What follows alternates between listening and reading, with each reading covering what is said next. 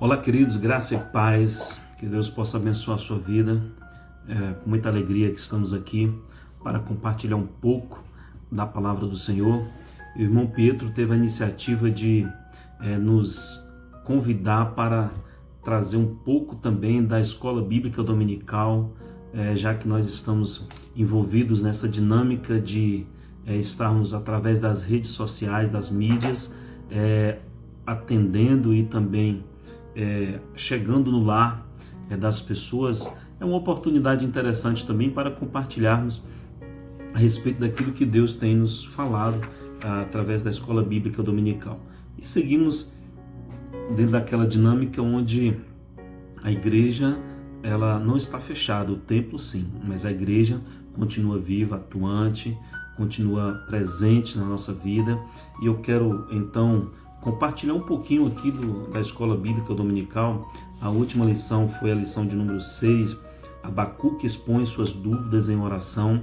É uma lição fantástica, onde nós podemos aprender com Abacuque a respeito da fé, a respeito da oração. E aí, o crente pode ter dúvida nas suas orações? Sim, eu creio que sim. Abacuque, de repente, seja alguém que possa nos mostrar como, apesar de crentes, nós podemos ter algumas dúvidas. Mas o que eu acho mais interessante na oração de Abacuque, na forma como Abacuque entende a Deus, é naquele clássico texto que diz que, independente das circunstâncias, o Senhor é a sua alegria. E o momento é bastante apropriado para pensarmos nisso, porque as circunstâncias não podem, não devem tirar a alegria daquele que serve ao Senhor.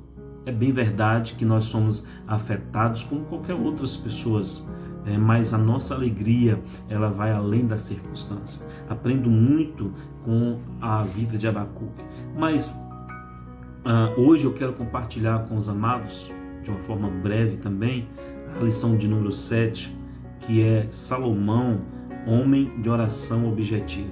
O que Salomão pode nos ensinar? Muita coisa.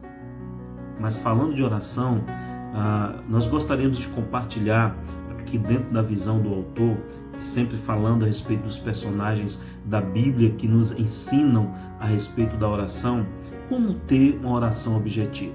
Qual o contexto envolvido aqui, como Salomão nos dá o exemplo? E obviamente é o texto, eu diria, quem sabe o texto mais usado nos últimos dias, que é o de 2 Crônicas 7,14, onde a nossa nação, onde o mundo está passando por essa dificuldade. Quem sabe seja um dos textos mais recorridos em nossos dias, que diz, 2 Crônicas 7,14, se o meu povo que se chama pelo meu nome se humilhar, orar e me buscar e se converter dos seus maus caminhos, então eu ouvirei dos céus, perdoarei os seus pecados e sararei a sua terra. Esta é uma resposta de Deus à oração objetiva de Salomão.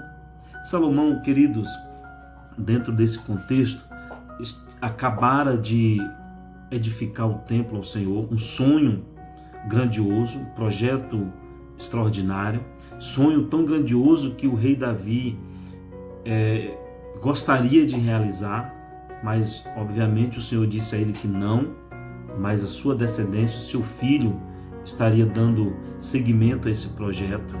Um sonho que, por certo, muitos homens gostariam de realizar, mas Salomão teve a graça de poder concluir o templo do Senhor.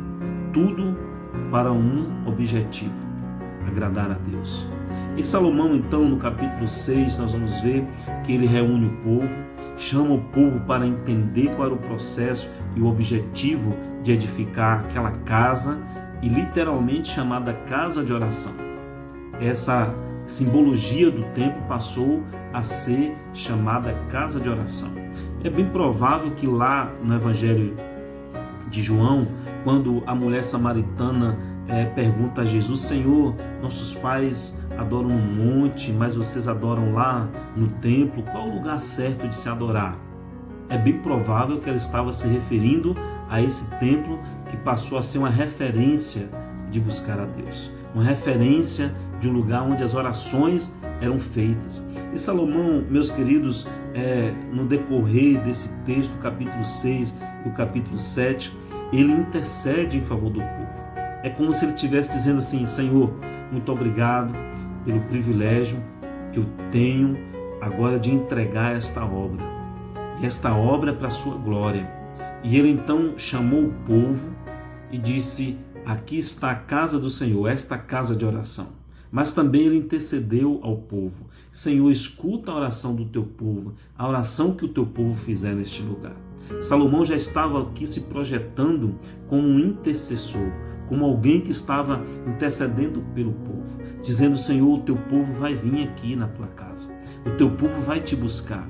Então Deus escuta a oração, responde a oração do teu povo. E o próprio Salomão recebeu a resposta de Deus quando Deus diz: olha, Salomão, o meu povo sim será ouvido, mas sempre condicionado à obediência. Se eles realmente me buscarem, se eles orarem, se eles se converterem dos seus caminhos maus, então, Salomão, eu vou ouvir a oração que vai ser feita neste lugar. Então, Salomão, eu vou estar atento, os meus ouvidos estarão atentos a tudo aquilo que será dito aqui neste lugar. Salomão já começa aqui a criar um ambiente tanto para o povo entender que aqui é o lugar de oração, de adoração a Deus, mas também intercede a Deus: Senhor, leve em consideração que o povo estará buscando a tua presença. Meus queridos, Salomão era um homem que orava. Apesar de ser rei, apesar de ter uma vida corrida, provavelmente, Salomão estava buscando a Deus em oração. Salomão, sim, se colocava como um pastor que intercedia pelas ovelhas, por aquele rebanho. Salomão, por certo, percebia a carência e a necessidade que aquelas pessoas tinham da presença do Senhor. Portanto, Salomão estava arrebanhando aquele povo, o povo de Israel, dizendo: agora vocês têm um lugar de referência para buscar a Deus. Não necessariamente como hoje, nós não precisamos, como é exatamente esse momento, de ter o templo como referência. Nós estamos buscando a Deus em nossos lares, nas nossas famílias. Estamos buscando a Deus nas nossas devocionais. Estamos buscando a Deus nos nossos cultos através das redes sociais. Mas Salomão deu às pessoas daquela época uma referência. Salomão, sim, era o intercessor. Salomão também agiu como alguém que buscava harmonizar o conhecimento de Deus. Portanto, ele se tornou um teólogo, não necessariamente alguém que cursou um seminário, uma faculdade, mas Salomão estava levando o entendimento ao povo a respeito de Deus. Salomão, sim, é um exemplo a ser seguido, porque ele orou de forma prática. E sabe o que é mais interessante? Quando Salomão ora, o próprio Deus o responde de forma imediata. Sim, Deus pode responder de forma imediata a minha e a sua oração. Mas Deus também pode responder de forma não imediata. Ele pode dizer: olha, eu vou responder, mas me dê um tempo. E o tempo de Deus é diferente do nosso tempo. E a própria palavra diz: um dia para Deus é como se fosse 1000 anos, ou 1000 anos para Deus é como se fosse um dia. A sua oração, como tem sido? De imediata? Você já teve exemplo e experiência com Deus que Ele respondeu de imediato? Mas é bem provável também que você terá experiências com Deus que Ele vai responder mais tarde. E o mais tarde de Deus serve para nos tratar, para nos curar, para nos fazer entender. E Deus, como Ele é conhecedor do ser humano, Ele está dizendo o seguinte: olha, eu vou te responder, mas não agora. Não para que Deus pense, mas para que você entenda o agir de Deus na sua vida. Deus ouve. Isso já é o suficiente para buscarmos a sua presença. Deus está atento à oração que nós fizermos, mas há sempre uma condição. Nós precisamos estar buscando a Deus, nos convertermos dos nossos maus caminhos, buscar a sua presença, e então Deus estará pronto para nos ouvir. Deus é o Deus que cumpre o que promete. Se Deus nos ouvisse, queridos, já era o suficiente. mas ter a certeza de que Ele cumpre o que nos promete é algo grandioso, é algo maravilhoso. A oração de Salomão, diz o autor, começa reconhecendo a pessoa de Deus. É necessário que aquele que se aproxime de Deus creia que Ele exista e que se torna galardoador dos que o buscam. Isso está em Hebreus capítulo 11, versículo 6. É necessário que aqueles que se aproximem de Deus tenham essa consciência de que Deus é o Deus que responde, é o Deus que ouve, é o Deus que está atento, é o Deus que cumpre aquilo que prometeu. Deus é santo e disso nós não podemos ter dúvidas. A santidade de Deus deve ser um entendimento.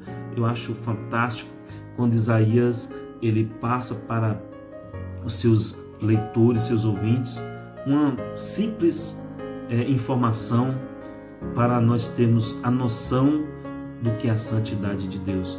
Quando ele fala dos querubins e dos serafins, que eles voavam e com asas fechavam o seu rosto, com asas louvavam a Deus, com as asas eles proclamavam a glória do Senhor. Isaías não encontrou palavras, provavelmente, para dimensionar a grandiosidade da santidade de Deus. Foi só uma noção para que nós possamos compreender realmente como é a santidade de Deus. Deus é transcendente. Deus não é limitado. E o autor nos faz lembrar o texto que diz: eis que os céus e até os céus dos céus não te podem conter, quanto menos esta casa que eu edifiquei. Que coisa fantástica. Salomão tinha noção de quem era Deus, do seu caráter, do seu poder, da sua glória. Essa casa foi edificada, mas ela não é o suficiente para segurar a Deus. Deus não é limitado a um lugar. Talvez tenha sido esta a visão da mulher samaritana, onde é o lugar certo de se adorar. Deus não é limitado ao lugar. E Salomão tinha essa noção. Portanto, ele não só apresentou essa noção a Deus, mas também apresentou essa noção ao povo.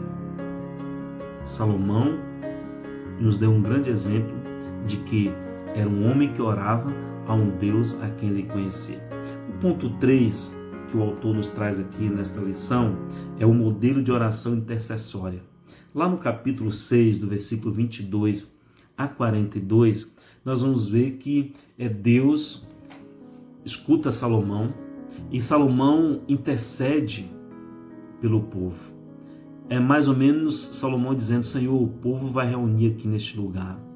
Eles vão trazer aqui as suas aflições. Eles vão apresentar ao Senhor as suas dificuldades. Senhor, escuta a oração que o povo fizer neste lugar.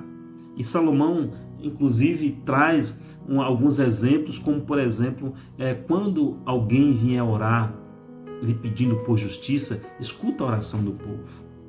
Que coisa interessante. Salomão não só edifica o templo, não só ora a Deus, mas pede a Deus que escute a oração daqueles que frequentarem este templo. Então Salomão verdadeiramente era um intercessor. E o ponto 4, concluindo essa nossa palavra, Salomão ora. O autor diz assim: a cerimônia não foi um exercício sem sentido. O povo havia orado e estava esperando uma resposta. Sua fé foi vindicada? É uma pergunta. Sim, Deus estava presente. Ouvira e respondeu 2 vezes. Que interessante esse detalhe. Primeira vez imediatamente e depois mais tarde. Quando o texto vai dizer que a glória de Deus encheu aquele lugar e o fogo consumiu o holocausto, Deus estava mostrando: olha, estou aqui, estou ouvindo. Mas há coisas que Deus responde depois, mais tarde.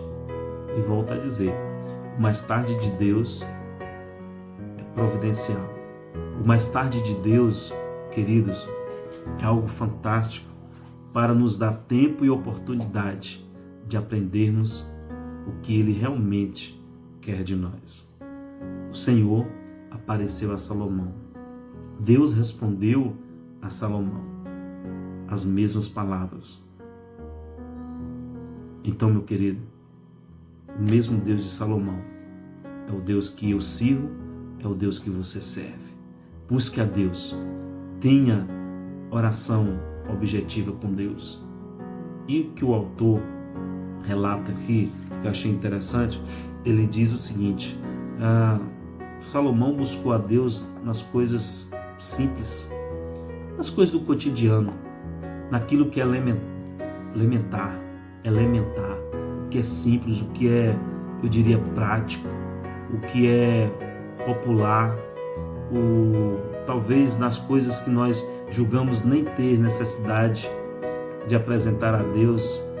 São essas coisas que Deus realmente precisa ver que o seu povo tem buscado a sua presença.